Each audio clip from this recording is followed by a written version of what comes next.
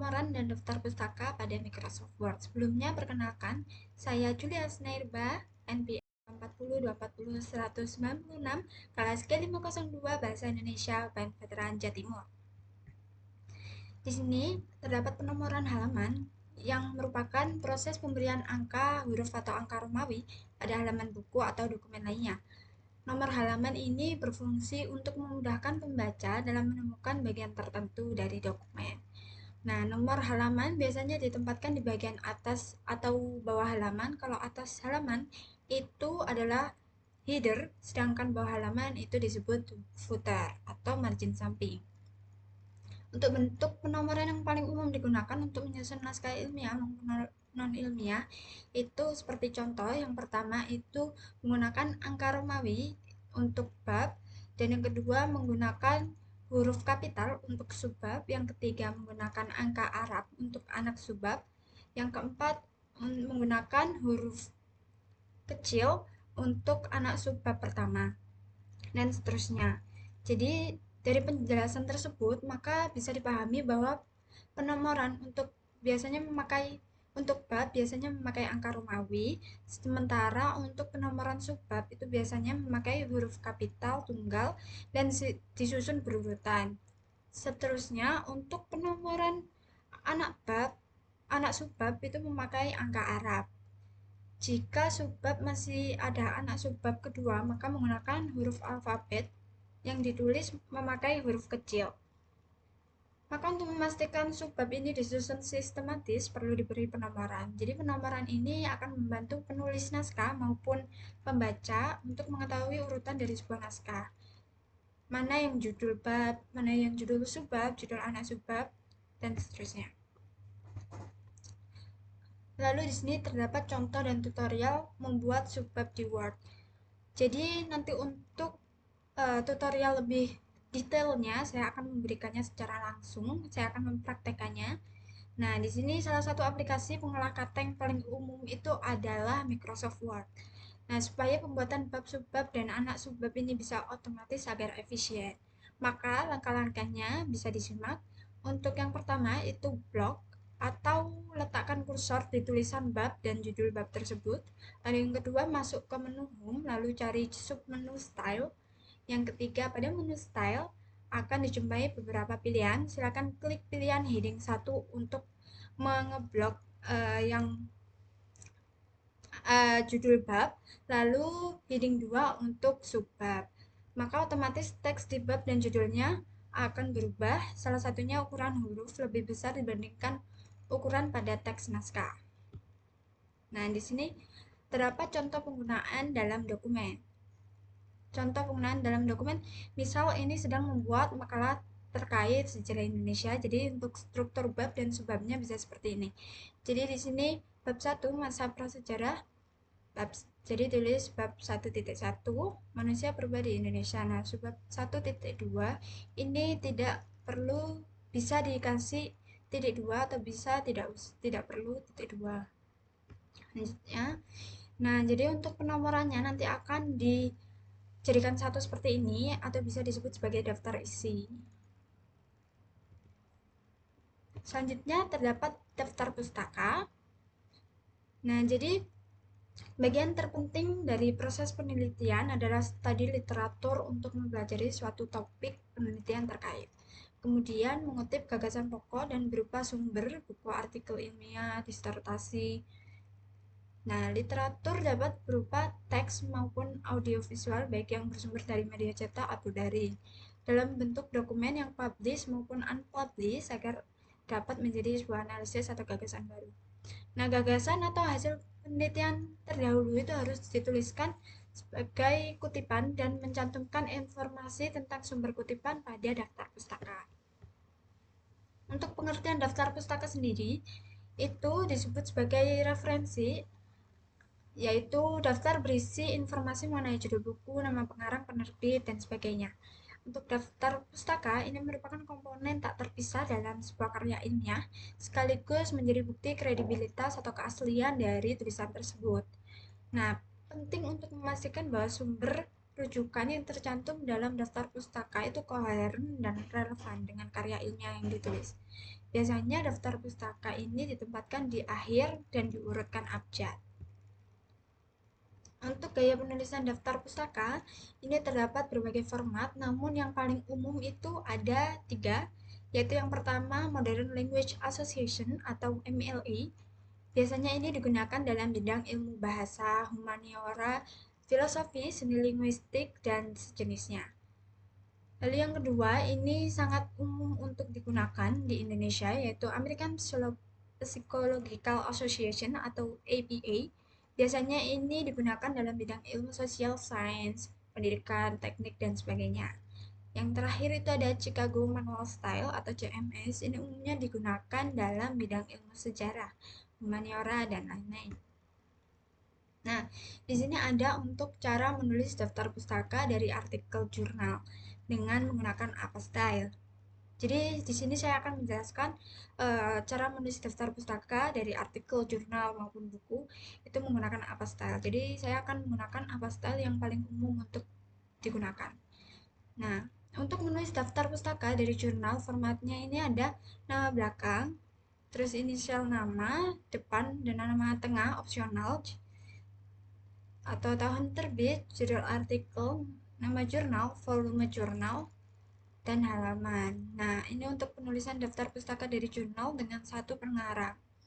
Sini hati, koma, terus ini ada namanya, A titik, itu singkatan, terus ini ada tahun terbit. Nah, ini ada judul artikelnya. Nah, untuk jurnal ini dituliskan dengan huruf italik atau huruf miring. Selanjutnya ini ada untuk volume jurnal dan ini ada halaman. Ini untuk penulisan daftar pustaka dari jurnal dengan lebih dari satu pengarang. Ini Diniati, A titik, Suryana. Ini untuk tiga pengarang. Kalau dua pengarang ini tinggal dihilangkan. Diniati, A titik, dan Bajari, A titik. Itu untuk dua pengarang. Di sini ada tahun terbit, ini ada untuk judul artikel dan ini judul jurnal. Nah, ini dituliskan dengan italik, volume, dan halaman. Selanjutnya, ini menggunakan buku. Jadi, cara menulis daftar pustaka dari buku dengan apa style. Nah, di sini ada formatnya, itu ada nama belakang, inisial nama depan, dan nama tengah. Kalau ada, untuk tahun, judul buku, kota, penerbit buku. Di sini ada namanya, tahun terbit, terus ada judul buku, ini ada kotanya. Selanjutnya, cara menulis daftar pustaka dari website atau media online dengan apa style. Nah, ini untuk formatnya ini penulis, domain halaman website, tahun, tanggal terbit, judul, tanggal diakses, tautan website. Ini tautan websitenya. Ini untuk nama penulisnya, tahun, terus ini ada judulnya, tanggal diakses. Nah, seperti ini. Jadi, untuk penulisannya itu seperti ini karena untuk memudahkan kita dalam mencari literaturnya.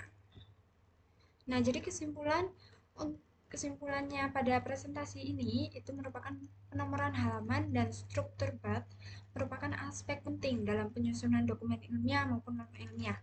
Jadi penomoran yang sistematis seperti angka Romawi untuk bab, huruf kapital untuk subbab, dan angka Arab untuk anak subbab itu membantu pembaca memahami hierarki informasi dalam dokumen. Dalam aplikasi Microsoft Word, fitur style pada menu Home itu mempermudah penulis untuk secara otomatis itu menyusun bab, subbab, dan anak subbab, sehingga naskah menjadi lebih terorganisir dan profesional. Nah, untuk penomoran yang konsisten itu juga mempermudah navigasi dan pencarian informasi dalam dokumen. Selain struktur, kutipan, dan daftar pustaka adalah komponen kunci dalam karya ilmiah untuk menunjukkan kredibilitas atau keaslian dan menghormati sumber rujukan. Jadi menghormati untuk penulis asli. Nah, dengan gaya sitasi seperti apa MLA atau Chicago penulis itu dapat menyesuaikan format sesuai bidang ilmu yang relevan. Dalam gaya apa sumber jurnal, sumber dari jurnal, buku atau website itu memiliki format spesifik yang mencakup nama penulis, tahun terbit, judul, dan informasi penerbitan atau tautan. Penulisan daftar pustaka yang rapi dan relevan itu tidak hanya meningkatkan kualitas karya tulis, tetapi juga memudahkan pembaca dalam menelusuri sumber asli untuk memperdalam pemahaman atau melakukan verifikasi terhadap informasi yang disajikan. Nah, jadi sekian untuk presentasi saya. Untuk tutorial secara detailnya akan disampaikan di akhir video. Kali ini saya akan memberikan tutorial terkait penomoran. Jadi di sini kalian bisa untuk mengatur heading terlebih dahulu. Kita blok, lalu kita tekan heading 1 karena ini merupakan judul bab. Tekan heading 1. Nah, biasanya untuk fontnya itu akan berubah, tapi ini sudah tidak berubah, jadi kita lanjut saja. Terus untuk daftar isi kita kasih heading 1 ya, fontnya langsung berubah. Bab 1 pendahuluan kita kasih heading 1, jadi ini contohnya seperti itu. Lalu di sini ada latar belakang, kita kasih heading 2. Nah, terus kita bisa tambahkan untuk ini numberingnya dulu 1.1.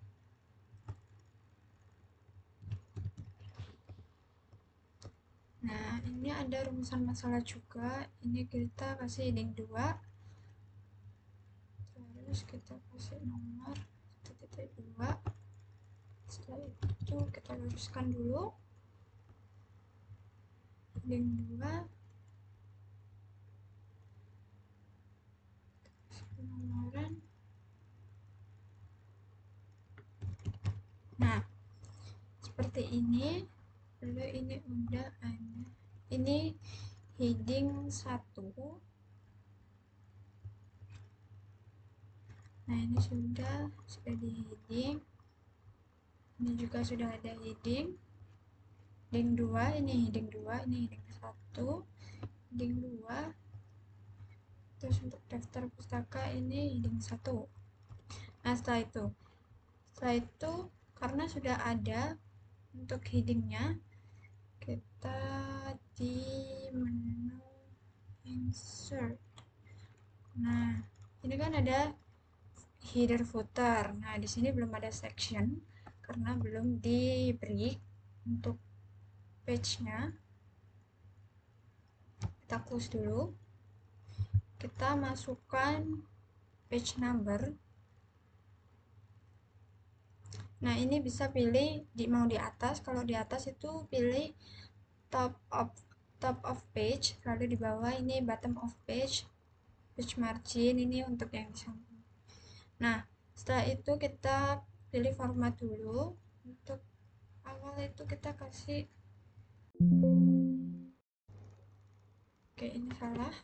Nah, ini kita oke, klik oke.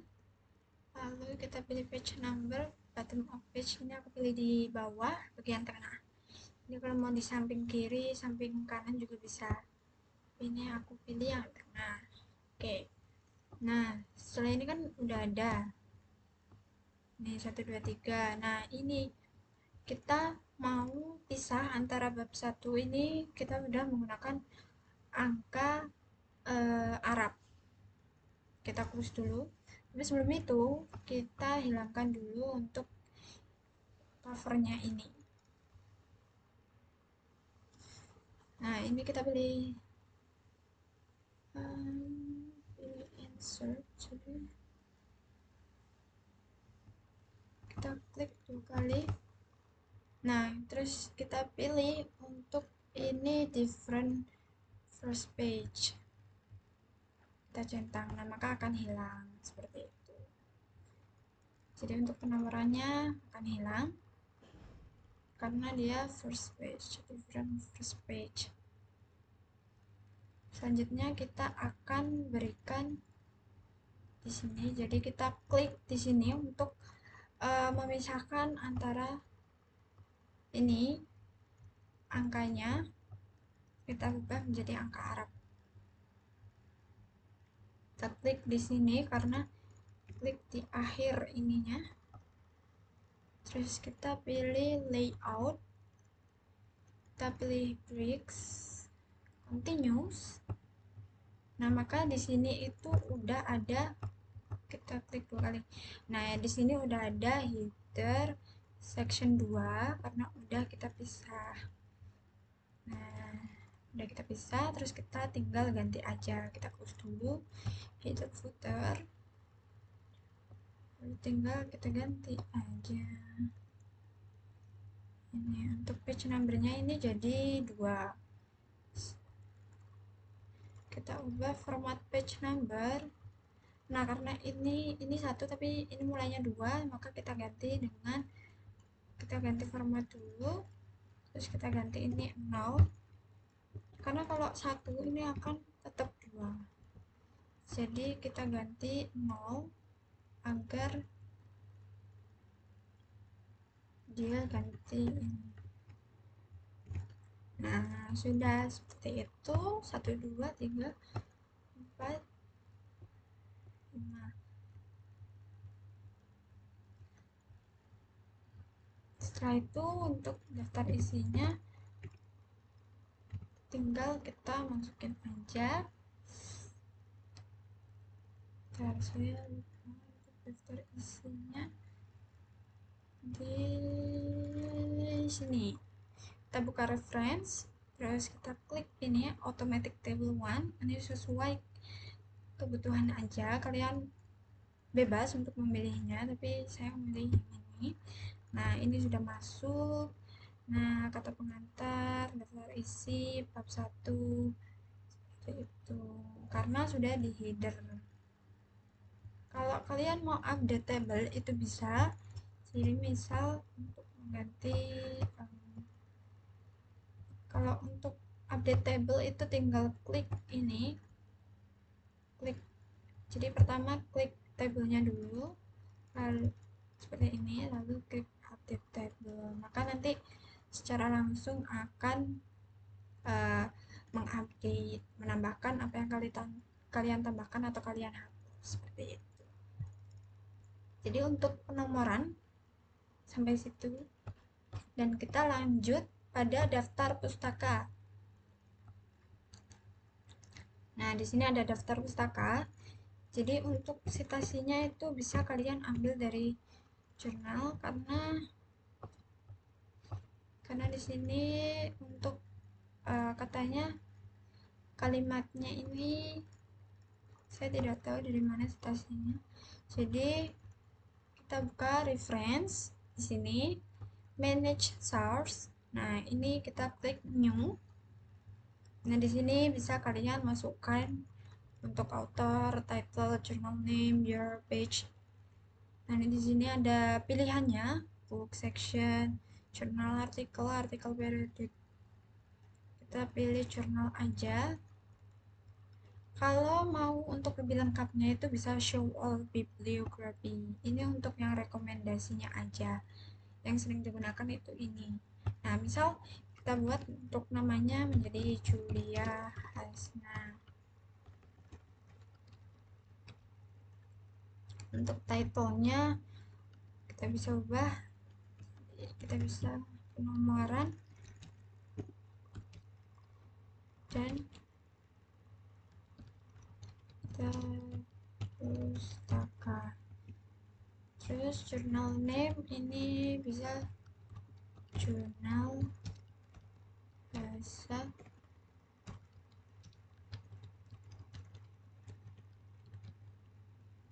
kita masukkan aja. Lalu di sini aja ada page. Untuk page itu halamannya bisa masukkan seperti itu. Kalau show all itu akan seperti ini. Nah, ini tuh yang ada bintang ini merupakan rekomendasinya. Yang biasanya dimasukkan itu hanya ininya saja. Tapi di sini juga bisa memasukkan volume. di bawah di sini itu ada volume. Oke. Terus kita, nah di sini ada ini, kita bisa delete. Untuk delete-nya seperti ini. Jadi tadi yang kita masukkan itu ini. Kita copy. Seperti ini. Terus kita close dulu. Nah, tapi di sini kita bisa memilih style yang kita inginkan. Itu ada apa, Chicago Assembly apa yang sering digunakan. Nah, terus kita hapus dulu. Terus kita kasih bibliografi. Kita klik bibliografi. Nah, jadi seperti ini. Jadi sudah ada di sini. Kalau kalian sudah sering memasukkan citasinya di Word, itu nanti akan penyimpanannya seperti ini. Jadi ini penyimpanannya. Kalau mau menambahkan bisa copy seperti ini. Terus kita copy lagi juga bisa. Sama saja caranya. Untuk caranya, terus lalu langsung kita update. Nah, di sini ini sudah benar untuk abjadnya, ini sudah urut.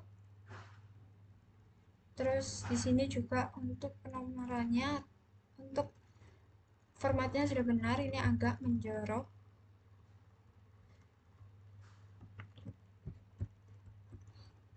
Jadi untuk tutorial dari saya, penomoran dan daftar pustaka telah selesai. Terima kasih. Semoga materi yang saya berikan dapat menambah wawasan dan bermanfaat bagi kita semua.